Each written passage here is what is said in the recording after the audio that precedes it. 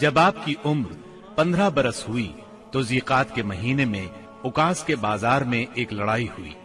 اس لڑائی میں ایک طرف قریش کے قبائل تھے اور دوسری طرف قیس اور اعلان کے قبائل تھے۔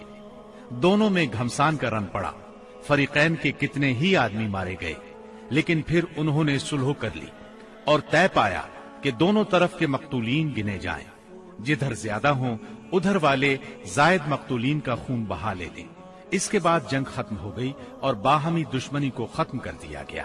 اس جنگ میں نبی کریم صلی اللہ علیہ وسلم بھی شریک تھے، لیکن آپ نے لڑائی میں براہ راست حصہ نہیں لیا، اپنے چچاؤں کو تیر تھماتے تھے۔ اس جنگ کا نام جنگ فجار ہے۔ یہ نام اس لیے مشہور ہوا کہ اس میں حرام مہینے کی حرمت پامال کی گئی۔ فجار نام کے واقعات 4 بار پیش آئے، ہر سال ایک واقعہ پیش آتا رہا۔ جنگ فجار والا واقعہ آخری تھا۔ اس سے پہلے کے 3 واقعات میں ہلکے پھلکے جھگڑے ہوئے، شدید لڑائی صرف اسی چوتھے واقعے میں ہوئی۔ اس جنگ کے بعد ذیقعد ہی کے مہینے میں 5 قبائل کے درمیان ایک عہد نامہ طے پایا۔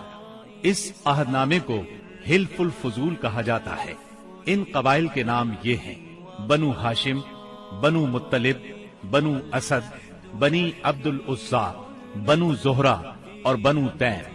اس کی وجہ یہ ہوئی کہ یمن کا ایک آدمی اپنا سامان تجارت لے کر مکے آیا۔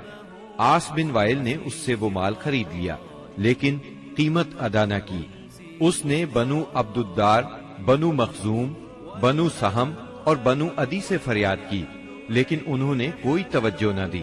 چنانچہ اس نے ابو قبیس کے پہاڑ پر چڑھ کر چند اشعار پڑھے، جن میں اپنی مظلومیت کا نقشہ کھینچا اور آواز لگائی کہ کوئی تو اس کا حق دلانے کے لیے اس کی مدد کرے۔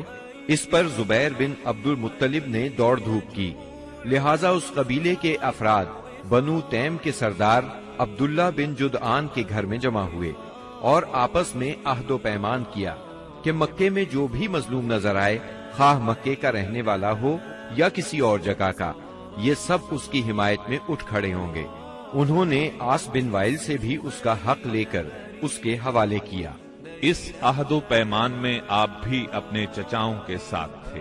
نبوت سے سرفراز ہونے کے بعد آپ فرمایا کرتے تھے، میں عبداللہ بن جدعان کے مکان پر ایک ایسے معاہدے میں شریک ہوا کہ مجھے اس کے بدلے سرخ اونٹ بھی پسند نہیں، اور اگر میں اس کے لیے اسلام کے دور میں بلایا جاتا تو ضرور جاتا۔ نبی اکرم صلی اللہ علیہ وسلم یتیم پیدا ہوئے اور اپنے دادا پھر چچا کی کفالت میں رہے۔ والد سے وراثت میں جو کچھ ملا تھا اس سے کچھ نہیں ہو سکتا تھا۔ چنانچہ جو ہی آپ ہلکے پھلکے کام کرنے کے لائق ہوئے، اپنے رضائی بھائیوں کے ساتھ دیار بنی سعد میں بکریاں چرانے لگے۔ پھر جب مکہ معظمہ آئے تو وہاں بھی چند قیرات کے عوض اہل مکہ کی بکریاں چرائیں۔ قیرات 1 دینار کا 20واں یا 24واں حصہ ہوتا ہے، جس کی قیمت اس زمانے میں بمشکل 80-90 روپے سمجھ لیں۔ کم عمری میں بکریاں چرانا انبیاء کی سنت ہے۔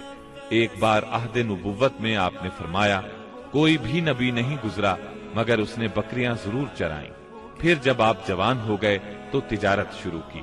بعض روایات کی روح سے آپ صائب بن ابی صائب کے ساتھ مل کر تجارت کرتے تھے۔ آپ تجارت میں بہترین ساتھی تھے، لین دین کے معاملے میں لڑتے جھگڑتے تھے، نہ بحث کرتے تھے۔ تمام معاملات میں آپ حد درجے امانت دار، سچے اور پرہیزگار مشہور تھے۔ زندگی کے سبھی میدانوں میں آپ کا یہی طریقہ تھا۔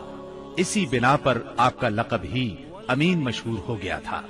ان تمام وجوہات کی بنا پر آپ کی شہرت سن کر سیدہ خدیجہ نے آپ کو تجارت کے لیے اپنے مال کی پیشکش کی۔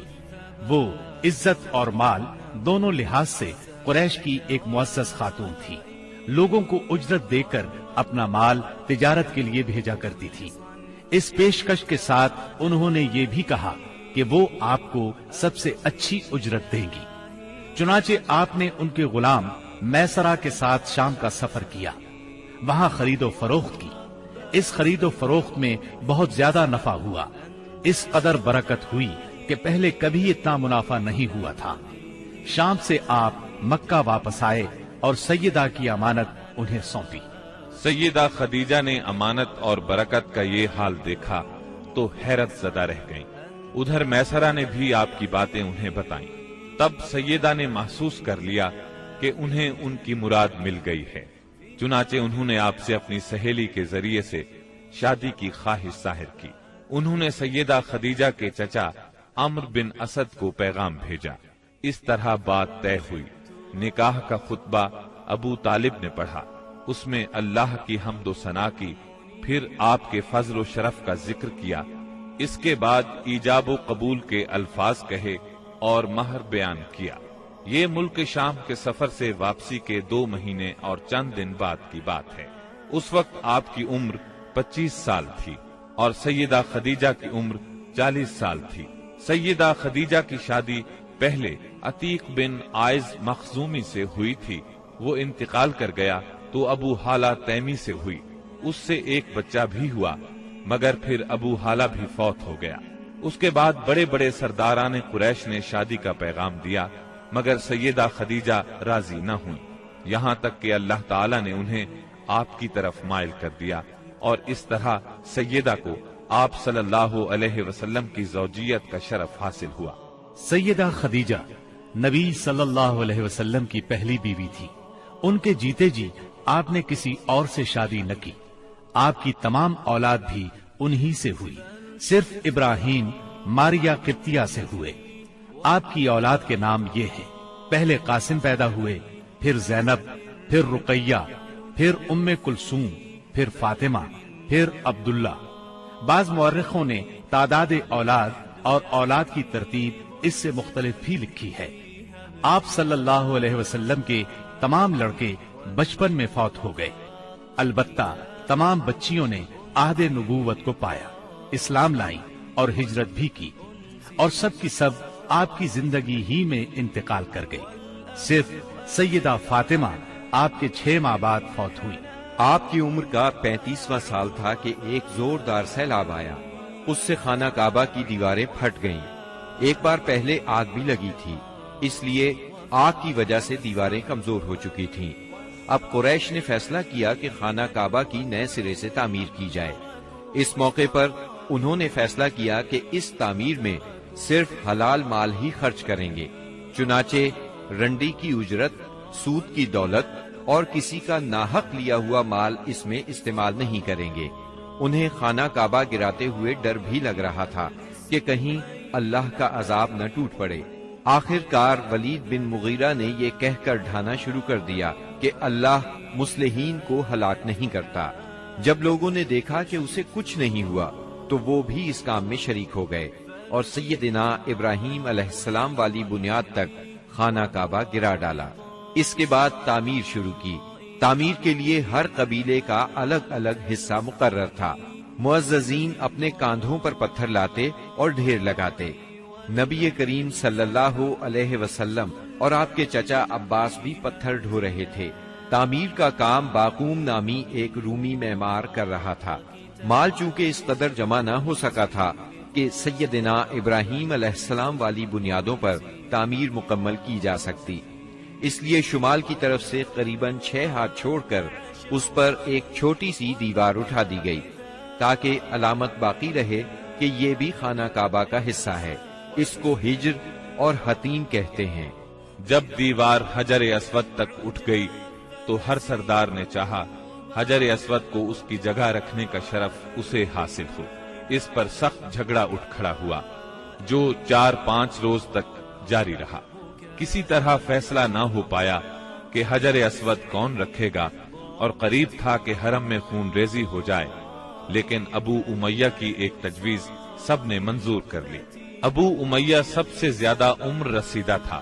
اس نے کہا، میری تجویز یہ ہے کہ کل صبح مسجد حرام کے دروازے سے جو شخص سب سے پہلے داخل ہو اس سے فیصلہ کرا لیا جائے، یعنی وہ جس کے حق میں فیصلہ دے دے حجر اسود وہی اس کی جگہ پر رکھے گا۔ دوسرے دن صبح سویرے جو شخص سب سے پہلے داخل ہوا وہ نبی اکرم صلی اللہ علیہ وسلم تھے۔ قریش آپ کو دیکھتے ہی بول پڑے، یہ تو محمد ہیں جو کہ امین ہیں، ہم ان سے راضی ہیں۔ پھر آپ ان کے نزدیک پہنچے، تو آپ کو تفصیل سنائی گئی۔ آپ نے اس مسئلے کا حل یہ نکالا کہ ایک چادر لی، اس میں حجر اسود کو رکھا اور سب سرداروں سے کہا اس چادر کو سب لوگ کناروں سے پکڑ کر اٹھائیں۔ سب نے ایسا ہی کیا۔ جب چادر حجر اسود کی جگہ پہنچ گئی تو آپ نے اپنے مبارک ہاتھوں سے حجر اسود کو اس کی جگہ پر رکھ دیا۔ یہ اس قدر عمدہ فیصلہ تھا کہ سب خوش ہو گئے۔